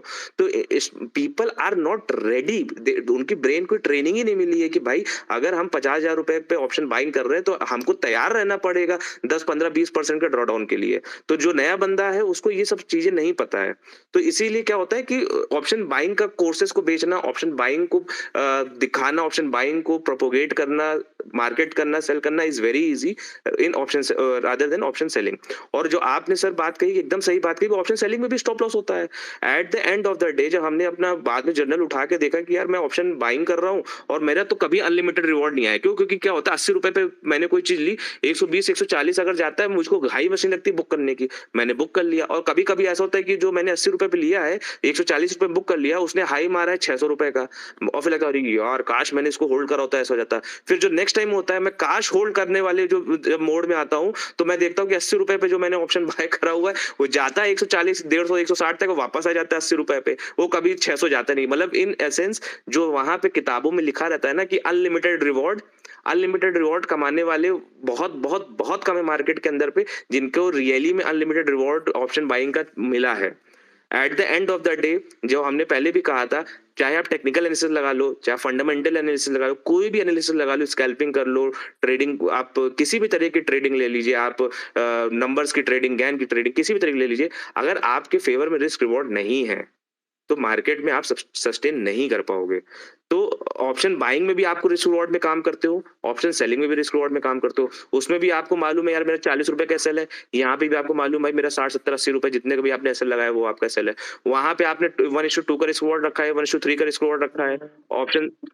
ऑप्शन सेलिंग में भी अपने पास 1:2 और 1:3 तक का रिस्क रिवॉर्ड आता है, जो कि डायरेक्शनल ऑप्शन सेलिंग करते हैं वो हम करते हैं, इसलिए हम बता सकते हैं।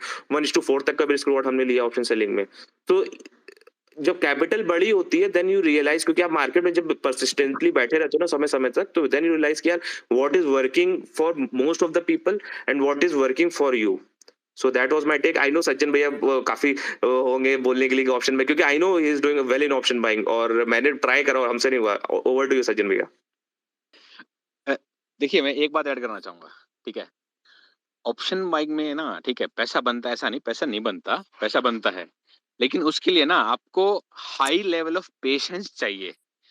ऑप्शन सेलिंग आप रोज कर सकते हो, ठीक है, ऑप्शन बाइंग रोज नहीं कर सकते, ठीक है, एक ये डिफरेंस है।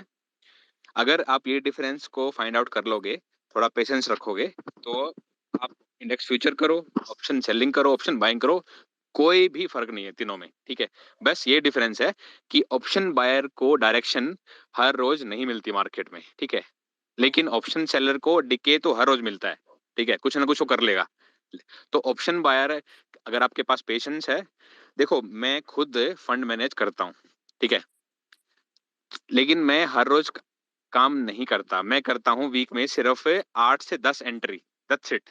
ओके, 8 से 10 एंट्री। आपको बोलेगा अरे पूरे वीक में इतने एंट्री करते हो, क्योंकि भाई मैं ऑप्शन बायर हूँ और मेरे को इतनी ही एंट्री मिलती है पूरे उसमें, ठीक है। लेकिन लोग क्या करते हैं ना, उनको रोज काम करना है, daily they want to trade option buying, ठीक है, तो इसलिए उनको लॉस होता है। इसलिए ऑप्शन बाइंग बदनाम है कि यार ऑप्शन बाइंग अच्छा नहीं है, अच्छा नहीं है। मेन रीजन यही है।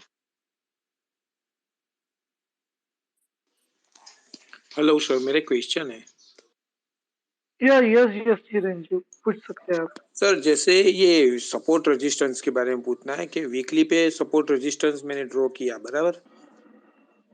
हेलो, यस ये वीकली पे मैंने सपोर्ट रेजिस्टेंस ड्रॉ कर दिया, फिर अपने मेरे को स्टॉप लॉस भी मतलब ये वीकली के हिसाब से ही रखना है कि डेली पे अगर सपोर्ट ये सपोर्ट टूट जाता है तो मैं तुरंत निकल जाना चाहिए कि वीकली तक राह देखनी चाहिए? क्या उत्कर्ष जी, सज्जन जी, आप में से कोई अगर आंसर कर सके तो।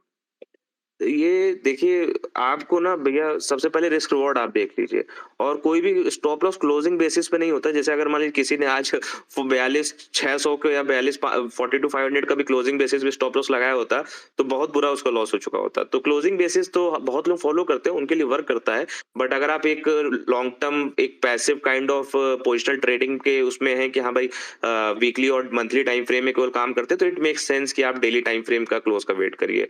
जैसे हम लोग क्या करते हैं, मंथली वीकली डेली पे व्यू बनाते हैं और उसको एग्जीक्यूट करते हैं 15 मिनट और 5 मिनट टाइम फ्रेम पे for short term trades, index trades specially. तो अब क्या हुआ कि जब भी कोई जोन आता है, कोई इंपॉर्टेंट, और पहली चीज कोई लाइन सपोर्ट्स रेजिस्टेंस कोई लाइन नहीं होती, वो एक जोन होता है।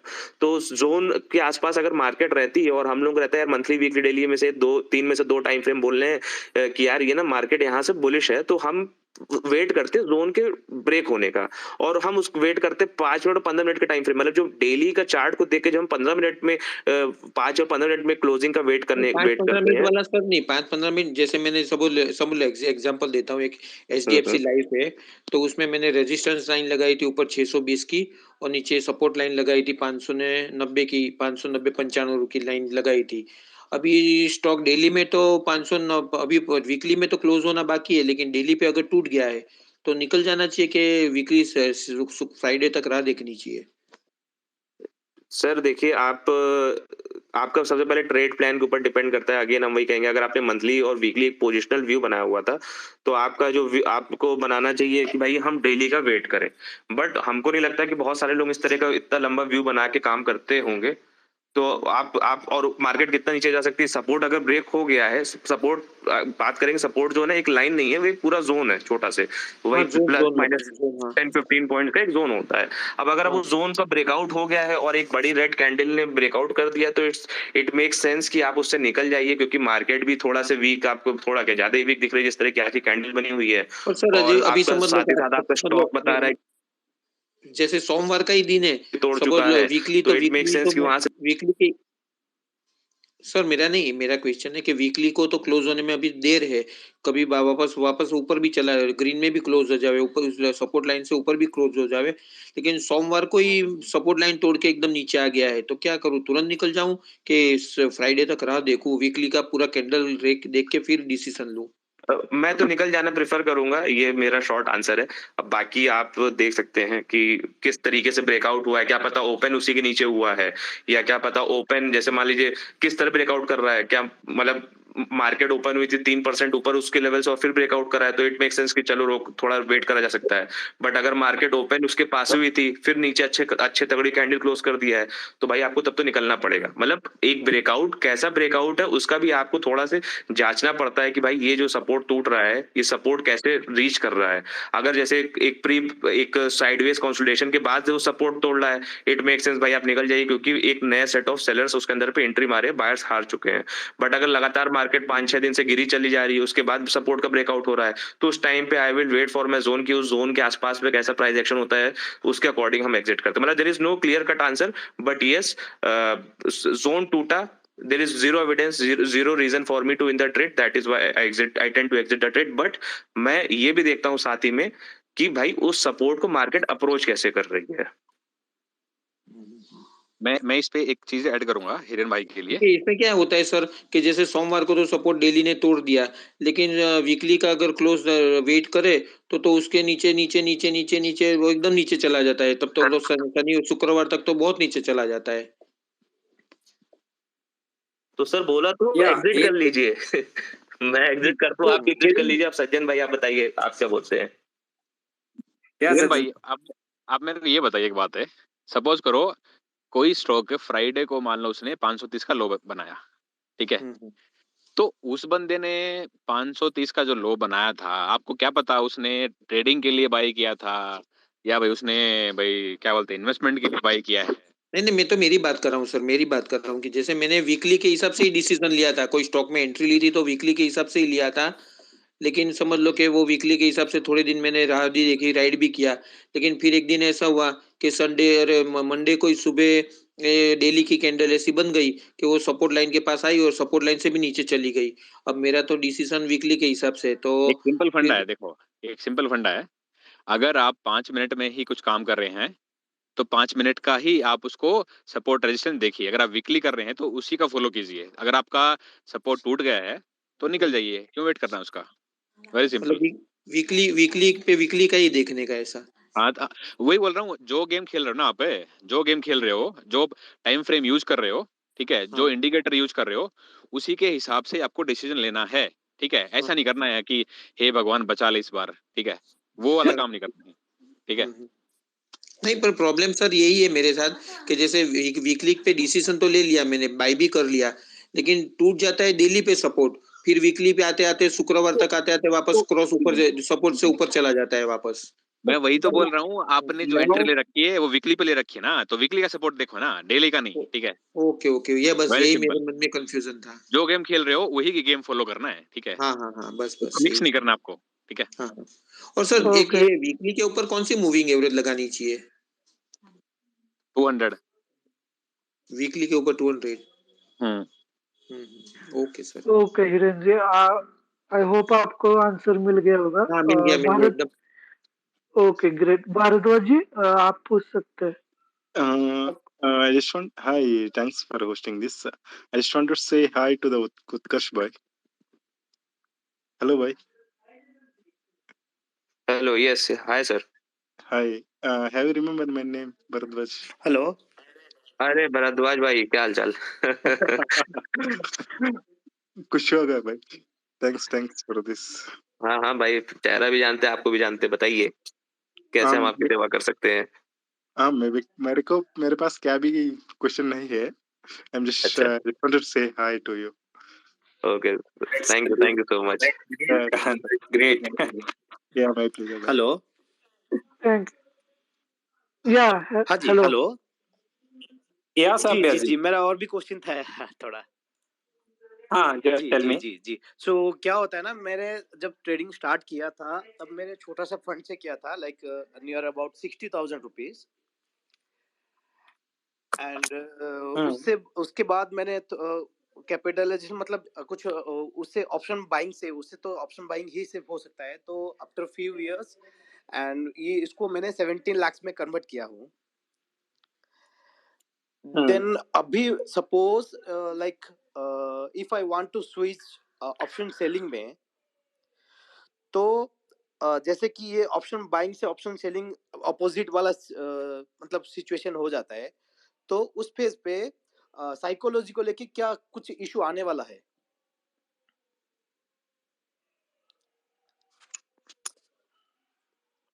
ओके, तो सबसे पहले अगर हम बात करते हैं, जैसे कि आप बोल रहे हैं कि एक आपने किस पर्टिकुलर फंड के साथ स्टार्ट किया है। Okay and right, first thing is कि जो भी आप पैटर्न अगर फॉलो कर रहे हैं and that thing is working for you, that is great. First thing is कि ये चीज अगर आपके लिए वर्क कर रही है, that thing is the great. Then the second thing जो आप अगर बात करते हैं कि किस तरीके से साइकोलॉजी चेंज रहती है ऑप्शन बाइंग में या ऑप्शन सेलिंग, तो मेनली हमारा मूवमेंट एक टाइम फ्रेम रहता है देखने का, कि लाइक अगर हम ऑप्शन बाइंग करते हैं तो हमारा एक टाइम फ्रेम देखने का रहता है कि छोटा रहता है, कि हमें जल्दी से एक छोटे टाइम फ्रेम में फटाफट प्रॉफिट रहता है। दोनों डायरेक्शंस में हमें देखना रहता है कि अपवर्ड मूवमेंट हमें कितना मिल सकता है, कहां पर रेजिस्टेंस मिल रहा है, और एक काफी मतलब ऑप्शन बाइंग में जैसे आप होता है कि एक पर्टिकुलरली काफी सारे कॉल्स में आप एंटर करते हैं और उसको मैनेज आप जिस भी हिसाब से करते होंगे, ठीक है। बट ऑप्शन सेलिंग के अंदर अगर आप आते हैं तो सबसे बड़ी बात है कि सडन मूव भी अगर नहीं होता है तो आपको पेशेंस बहुत चाहिए होता है, कि जैसे फॉर एग्जांपल मैं ऑप्शन बाइंग और ऑप्शन सेलिंग मैं दोनों ही करता हूँ अकॉर्डिंग टू द मोमेंट की मार्केट का क्या हिसाब रहता है। आज के दिन की अगर मैं बात करता हूँ तो I have done option buying, but last अगर 2-3 डेज की अगर हम बात करते हैं कि जिस हिसाब का मोमेंट मार्केट में चल रहा था तो ऑप्शन सेलिंग प्रेफर करता हूं वहां पर। तो मेन जो थिंग रहती है कि आपको एक पेशेंस काफी चाहिए होगा। सबसे पहले तो ये डेफिनेटली मैं आपको बोलूंगा, एक आप कैपिटल लगा रहे हैं, एक आप जब बड़ा कैपिटल लगा रहे हैं और आपके पास जो प्रॉफिट है लाइक लॉस है वहां पे अनलिमिटेड हो सकता है, तो ऑप्शन सेलिंग की तरह आप उसमें नहीं कर सकते हैं कि ओके 3,000 ही जाएंगे या 5,000 ही जाएंगे, देखा जाएगा जो होगा, वेट कर सकते हैं ये चीज। तो पोजीशंस को मैनेज करना वहां पर एक बहुत ज्यादा मैंडेटरी रहता है, बिकॉज अदरवाइज क्या करते हैं कि लॉस काफी बड़ा हो सकता है। तो we have to like okay एक जो पोजीशन साइजिंग है, बिकॉज डायरेक्टली बात है कि एक 3,000 की जो चीज हम ले सकते थे उसको हम 1,30,000 में कर रहे हैं। तो किस हिसाब से आप पोजीशंस रखेंगे, आपको पोजीशन साइजिंग में एकदम कंप्लीटली मैनेज करना पड़ेगा and then keep the patience. So ये दो मेन साइकोलॉजी जो होती हैं वो ऑप्शन बाइंग से ऑप्शन सेलिंग में चेंज होती हैं। बाकी डायरेक्शंस तो जैसे सपोर्ट है, रेजिस्टेंस है, दोनों के लिए सिमिलरली रहता है। So that is not issue. Okay, then sir, what about option and futures? So that is a completely different thing. Okay, option and future में that is a completely different thing. Like okay, for example, एक simple सा फंडा होता है कि किसी share है, for example कोई 100 रुपए चल रहा है और मैं बोला आपको 1,000 शेयर उसके खरीदने हैं। तो आप 1,000 शेयर उसके खरीदने गए, आपने 1,00,000 रुपए लगा, ठीक है आपका, तो एक कैश में हमने ले लिया।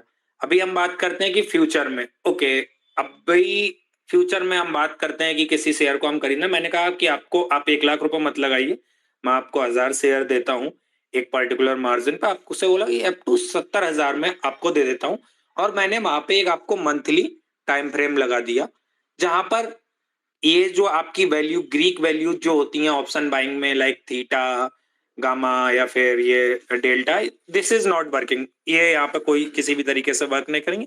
एक सिंपल जो स्टॉक मूवमेंट है उसके हिसाब से वहां पर डायरेक्शंस है एंड कोई डिके नहीं होता है, ये सारी चीजें। And then option buying and option selling में कि लाइक ओके थीटा वैल्यू है, डिके हो रहा है, डेल्टा कितना है, we have to manage all these things. So that is a completely different thing. Future is a completely different thing and option is a completely different thing. Okay, okay. Thank you, sir. Thank you so much. Thank you, sir. Okay, thanks, Abhay. Okay, I think Utkarsh ji, we can close out. So, Yes, sir. any comments So thank you, from sir, your for side? inviting, and thank you everyone for listening for over 1 hour. काफी बढ़िया interactive session था और काफी अच्छा लोगों ने participate करा from, बहुत अच्छे अच्छे यूजर्स, एक्सपर्ट्स के इनपुट्स थे, फ्रॉम लिसनर्स इनपुट थे। So we will plan something again, और काफी बढ़िया session. Thank you sir for inviting. Okay, Yes, okay. Shivanshi. I think one more question is there. Let us take the question.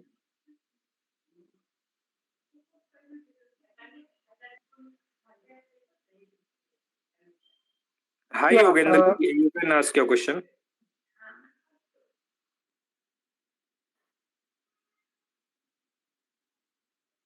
Hello. Yeah, Yogendra ji, you can ask your question. आप अपना question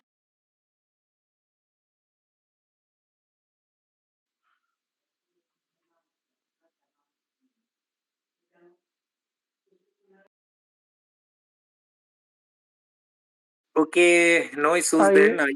I think he is getting over. Okay, thanks Utkarsh for connecting. I think Sajjan sir and Milind sir already disconnect हो चुके हैं. So thanks Utkarsh. Let's hope कि दोबारा अपन connect होंगे किसी time. Definitely. Yes, sir. Thank you everyone and have a good night। और till expiry, अरे sorry till budget थोड़ा सेफ्टी के साथ काम करिएगा, और आफ्टर बजट जब क्लैरिटी मिल जाए उसके बाद, मतलब ड्यूरिंग बजट या आफ्टर बजट पे जब एक छोटा सा आपको कंसोलिडेशन मिल जाए, उसके ब्रेकआउट पे अच्छी ट्रेड मिल सकती है, अच्छे रिस्क रिवॉर्ड ट्रेड मिल सकती है। So with this I am signing off. Thank you and good night. Thank you, everyone. Okay, thanks a lot.